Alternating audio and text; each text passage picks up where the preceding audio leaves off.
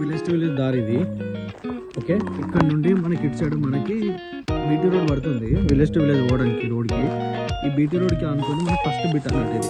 Okay, మనకి ఇక్కడ వాళ్ళు పోతారు కదా, కారు పెట్టింది కదా, అక్కడ నుండి మనకి అక్కడ దాకా రోడ్ ఫేసింగ్, ఇదంతా రోడ్ ఫేసింగ్ వస్తుంది. సైట్ మొత్తం 11 ఎకరాల సైట్.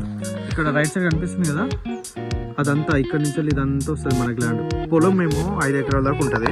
అక్కడ బోర్ ఉంది కదా, ఆడ బోరు, ఆ లోపల మామిడి చెట్లు ఉంటాయి, కొన్ని మామిడి చెట్లు, కొబ్బరి చెట్లు ఉంటాయి కదా, అక్కడ చిన్న రూమ్ కూడా ఉంటుంది గెస్ట్ హౌస్ లెక్క.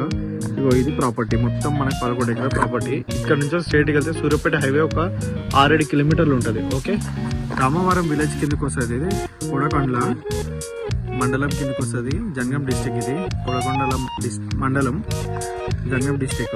మొత్తం రెడ్ సైల్ రోడ్ బిట్ అనుకొని ఉంటుంది మనకి. మొత్తం 11 ఎకరాల ప్రాపర్టీ. ఇదంతా ఒక బోర్ ఉంటుంది, అటు మామిడి చెట్లు, కొబ్బరి చెట్టు ఉంటుంది, ఇది చుట్టుపక్కల అంతా కంచె ఉంటుంది.